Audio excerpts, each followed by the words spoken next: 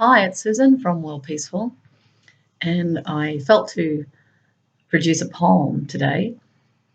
And what I like to do is randomly select things. I don't like to plan, and it's allowing life to choose. And that's what the experience is when you start to let go of your ego, when you start to let go of control. You start to enjoy the spontaneity, the randomness of life, the uncertainty of life. Because that's where it gets really exciting. And the whole purpose of our life was to get excited, but not in the way that some of you are getting excited, in a really positive, happy, joining way where we actually see ourselves in one another. It's a really healthy sort of excitement. The best way I can describe it is when I was a clown, the random events of break dancing out in the street with people you don't know. I did Bollywood dancing in India. I remember that, in a hospital with the nurses and whoever happened to come past. I've jumped up on tables and juggled as the public walked past, and then I remember, I'm thinking of a particular incident where I jumped off the table, and we're in my 40s right at that time, now in my 50s. Oh, actually, I think it was in my 50s, I was. And jumped off the table and I fell on the ground, like I fell over. And so rather than just get up, I lay on the pavement. And people were walking past me. It was really interesting. And I had my thumb up, like imagine hitching. I was lying on the ground with my thumb up, hitching. Someone give me a lift. That's what I was asking for. And and then this guy, he turns up. It was a bikie, actually. And he picked me up and we started dancing on the street, the two of us. And I really loved it. And I went, love you, gave him a big hug, and off he went. Unconditional love, being the child, was what that was all about. And it's the real fun. It's not, the thing with power is that it distorts everything. It's not even in the interest of those who are into it. I've had my moments with those in power. I've worked with them. I saw nothing in their circle that interested me. I don't even aspire to it. They may think many people believe that they want what they want, but you get there and do you really want it? And what I'm really trying to say here is when you get everything given to you in life, when there's a certainty attached to it, and you have a certain standard of living, and it's accorded the title of status, it's important, you think that's what it's all about, and it's not. It's nothing to do with what life's about. I've had experience when I was an analyst where I was living the high life, and to be honest with you, I got bored with it. I thought, this is not edgy. There's nothing edgy in this. I mean, you'll say, oh, we take risks. You don't really. You could lose your money, but you're not really stepping out there as a person, taking a real risk. To take a real risk would be to leave everything. That's a risk. Because what you'd be making an assumption about is if I step out, my life's going to get better.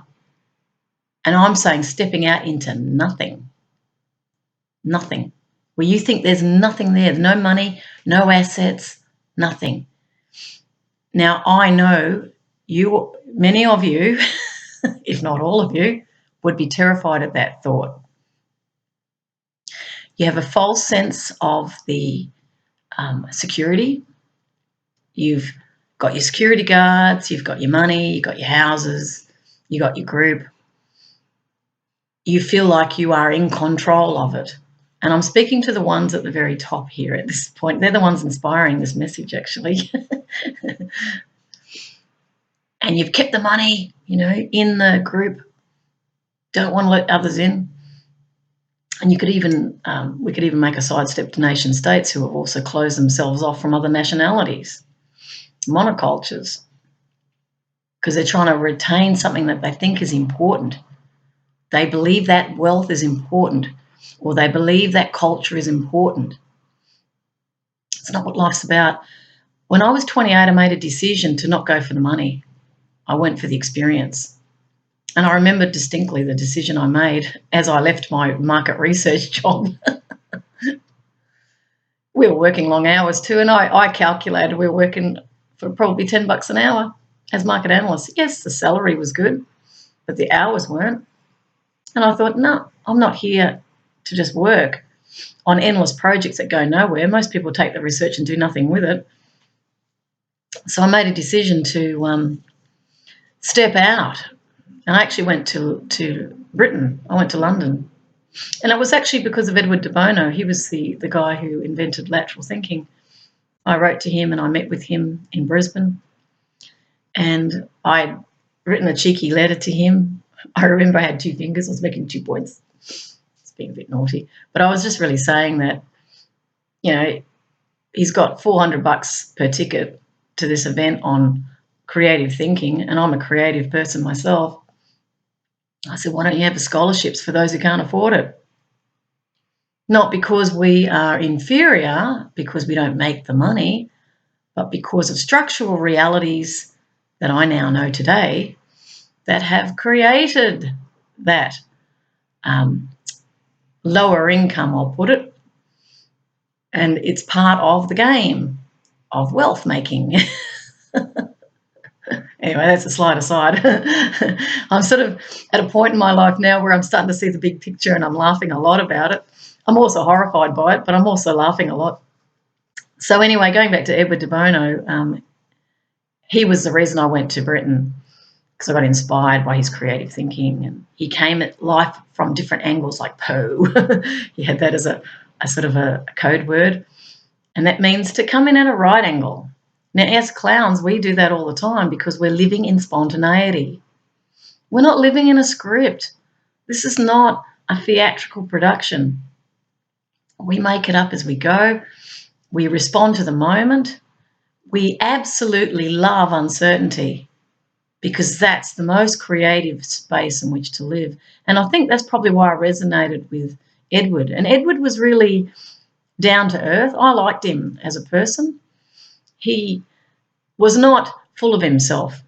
When I ended up going to London, I went to Piccadilly Circus and I met with him. And we drank some vodkas, slam back some vodkas. And we did brainstorm on my career, which was pretty much going nowhere, which I would say for the most part has. I've never had traction, but I don't really care, thankfully. I think it was the best thing that I didn't get successful. I'm really glad I didn't get successful because I found myself. And that, to me, was the real success I was seeking. It was not about the money at all. But anyway, I had fun doing this lateral sort of brainstorming with him, and he was saying an idea, and I said, I've already thought of that. And it went on and on.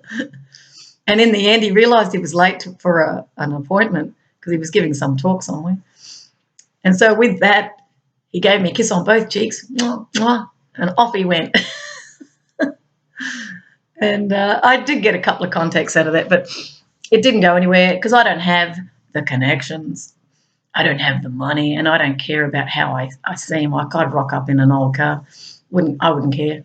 I'm not interested in pleasing the people, turning up the way they want. I'd rather just be myself. So this prelude to my poem is really to really open up the idea of it's not all about the money, even though you're all going hard at it. Control, domination, God, it's out of control for sure. And then you've got one going against the other, you know, because they want market share, first mover advantage. And then we've got all the health impacts of your actions that you're not taking any responsibility for because you've got the power now. And what you're not understanding, of course, is life itself. And that's not going to come through any education. It's not going to come through inbreeding. It's not going to come through the acquisition of trillions of dollars of income or assets. It's going to come through hardship in your life. And this disruption is not just about the world population. It's about you too. Everyone's going to be disrupted. And that's a good thing in a way. I mean, I'm not obviously in favour of the way it's been done. And I'm not in favour of the gleeful way in which people throw out these ideas of disruption like, oh, well, it's going to be fun. opportunity. For who? I can see the callousness in those statements, or pathological cooperation as it's been touted at the top.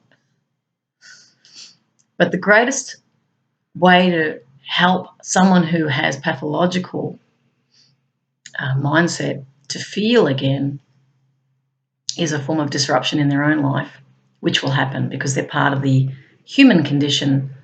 Even though they're setting themselves in ivory towers above it all, they too are part of the one energy, which is humanity.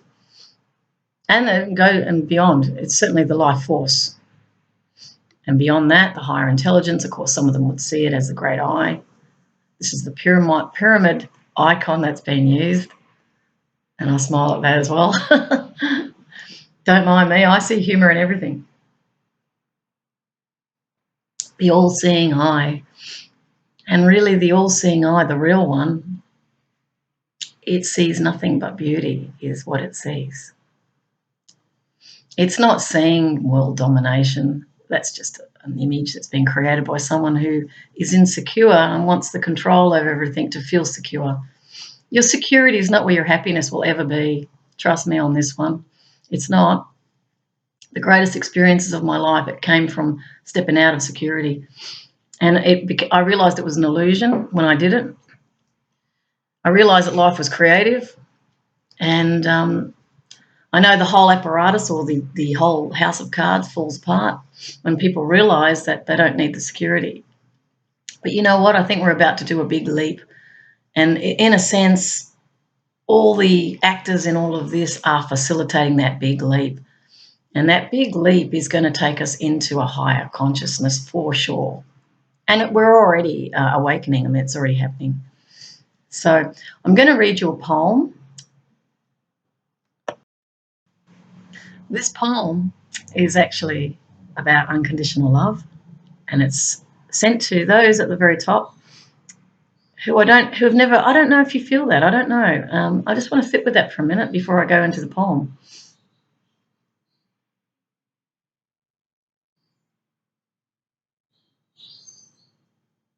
Yeah, you would have. You would have felt love and given something without a condition. That would have happened for sure. Maybe it was with your children. But yes, we've all tapped into it at some point. But the future I'm seeing is going to be more in this shape. So it's called, Can You Discover the Child of Unconditional Love?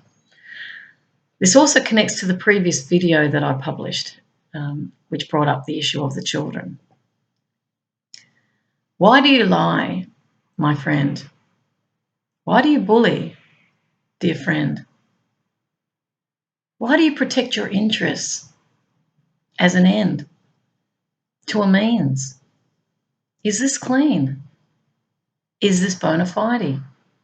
Is this transparent and crystal clear? For what you do to others returns to the self. Do you deeply know this? When you deny your part, a corresponding reply imparts the wisdom of the fall. Do you sense this? For what goes around comes around. For mountain trails are not straight, they spiral upwards. For heaven is the smile that is genuine. Peace is the eyes that forgive. Truth is the heart that sees no evil, speaks no evil, and hears no evil. As justice is blind to deception, recalibrating fiction with indomitable facts. Scales down to 0 point. Kindness is unaware of self-interest, for this is the art of joinery, carefully aligning intent that fits a puzzle realised. Loving kindness gives without condition, empty of agenda. For there is no need for genders or gender when kindness sees what is loving. And this gift can be the whistle blower. the umpire who blows the whistle for its question time, asking for time out. This kindness can be the mirror that demasks, as clowns always see through the deception of the trickster. For only fools know the joke is the gold chain that links, not the yoke that imprisons. To wonder is to lift the eyes skyward, expanding beyond clouds on rays of light. To reveal yourself on reflection. The clouds part to allow the light of clarity in blue skies. As you feel the sun as me shining, and I feel the sun as you shining. As the truth is the sunset to discover the end is a new day, arising to our surprise as we learn Shakespeare's Fools says, to be or not to be, that is the question. It's posed to you today. As there are no mistakes in the universe, for this is the universe, one song. We are singing, my friend. Was it not Jesus who was an example to the world? For he was not religious. He was an activist of love. He was the innocence of the child smiling. He was wild yet seen as radical. He walked naked before truth, unafraid of exposure. His begging bowl was offered to all and sundry on Sunday, as all get to choose between giving and taking. For each decision tree defines who you become. For was he a bludger or leading by example? Did he sponge off the world, or did he offer fellow travellers a way out of madness? For no matter giving or taking, he met each friend with equanimity. As the sanity is unconditional love, under all conditions, as freedom's song is that all belong. The lost and the lonely, the poor and the vanquished, those despairing and forlorn. The true charity cannot exist in a loving world that sees all as the self. Life is the diversity, living without judgment, that needs no gavel or final outcome, as justice just is. The highest intelligence is no thought. For how can one know the stars, sun, and universes? In the thoughtlessness, the thoughtless, there is peace. In the thoughtless, there is peace. As we no longer conceptualize but realize ignorance is the true state of play. Playing with life with the curls of curiosity, watching the spiraling smoke signals as pointers, smoke signals that time is change. For the thoughtful, stressed mind is confusion. This is the pollution manifesting in dumps, sinks, and obsolescence. For to be without a story is the endless story without a plot. It is the freedom of dream keepers, catching rainbows in the mind's eye. Yet what if the only story was your freedom from fear? To be yourself without abandon, and that this dream can come true for me and for you, as we are one family reuniting, sitting at the round table of equality. For this is a quality of truth, sharing, puffing smoke signals from a peace pipe, as caring shares love endlessly. as endless love is an endless story, with no storyline, only a songline that sings silently to you, to come home into the heart of happiness. For our soul is calling for closure of old stories to recreate what is new. To be whole is reuniting the fools in the kingdom with no dominion, as real dominion is the sovereignty of self-rule, unfurling the silk purity of thought, word, and deed. This is a subtle seed that is planted carefully with consideration, mindful of conditions. For growth occurs over time under the wholesome petition. For it must be nurtured, it must be tended, it must be remembered, as nature is the only course of action in this curriculum. Teaching the sum of the parts is the whole. As karma takes its toll on negative intent, rebalancing the unintegrated mind, which hurts the self repeatedly. No one can win when another loses. That is why, my dear friend, learning is the end game.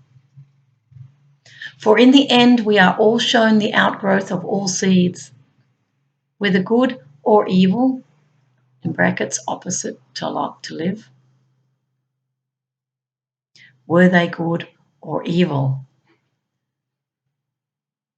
Evil means, if you turn evil around to its opposite, it's live.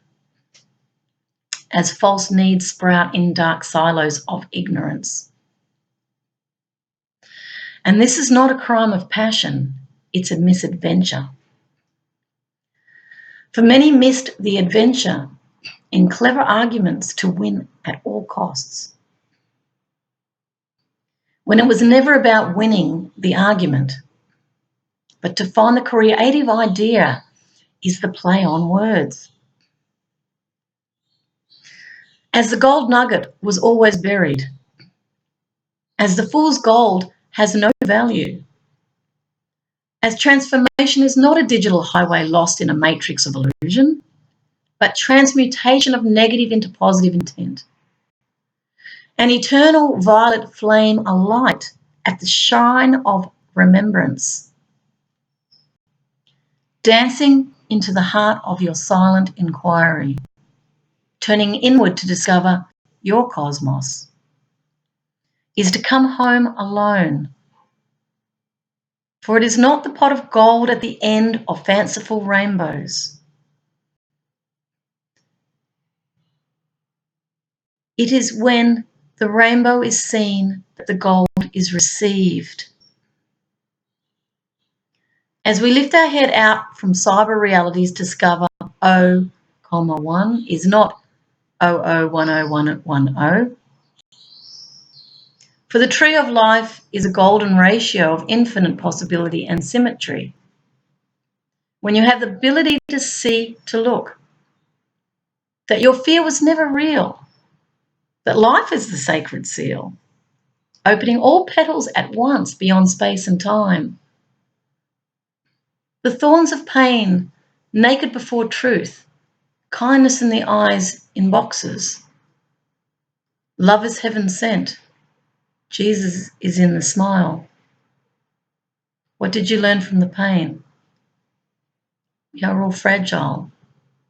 Find love exists. Will come to you at night. Love is bliss. Lovers come when there is no hope. The words people cannot say. Poetry is the songline. When you remember love, it is part of you. Love everyone. When you have been loved, you know what love is. The lover is always by my side. The lover is Jesus to a child. That's the highest love. Now, that last little bit I just read, I realised I actually tacked that onto this poem. And it was when I was listening to the song by George Michael, Jesus to the child, I think it was, or Jesus, something like that. It was a great song, and I'm going to tack it onto this poem. So that last bit, I knew, because I don't read it through first. That's why I'm discovering my poem again. I like to do that because then I can see it fresh, and I may make mistakes, but that's okay. I'm not for perfection. I'm for the perfection of imperfection. I like it. I love spontaneity and I love mistakes. That's the making of us. That's where the creative impetus formulates, is in those mistakes, which are not mistakes at all. That's what I'm learning. So that last little bit, I'll put it all together as a link so you can read the poem in the last bit. But you'll see how the poem changes at the end, and you'll see it's quite short and truncated. That was me actually pulling information from George Michael's song, which I felt linked to the poem that I'd written on unconditional love. And as you know, I'm not religious. However, I do feel connection with Jeshua. I call it Jeshua, him Jeshua. In truth, my understanding of it, this is my perspective. This person most definitely walked on the planet a few thousand years ago, but I see it as the embodiment of that unconditional love. So a lot of people have put a lot of stock in a person, but the message was what they're kind of grappling to understand in order to experience that unconditional love, which is what everybody's really after. So in a sense, Joshua or Jesus, whatever you want to call him, there were many others, he's not the only one, and there were women too, have come into the world to demonstrate love, and they're fearless. Because when you are in fully loving space, fear can't exist in that space. It's not possible. They're mutually exclusive in actual fact. That's why one repels the other, and often is the case. And we're living in a world of great dynamics. So I started off all this looking at the world we're in and the importance of spontaneity, which is really about going with the flow of life. There's nothing irrational about spontaneity. It's perfectly understandable, would be a better word, when you come at life from a lived experience rather than a structured experience. What we've done through education, through the way we've formed families, from the way we've created economies, from the way we've done trade, we have structured our world in our image. Now, nature is a whole different kettle of fish, so to speak. It's a funny term, that. Nature is coming from its own blueprint, which is all about sustainability. It's all about balance. It's all about homeostasis for the whole. So the sum of the parts is the whole. The whole is the sum of the parts. And when in union with that whole, the pie expands. So in terms of abundance, there's far greater abundance when we come into harmony with who we are, because we're going to give to others, and as you give to others, they give back. So rather than creating fictitious forms of transactions such as trade, and we give money for it, which means it becomes a taking, not a giving, so we reverse the paradigm.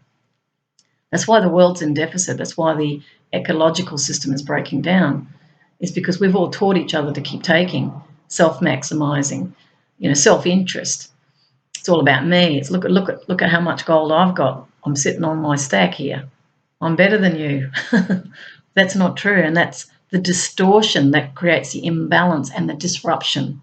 It may well be orchestrated on some levels too, but ultimately that disruption was on its way because we're not in harmony with the planet. And the planet it knows this harmony.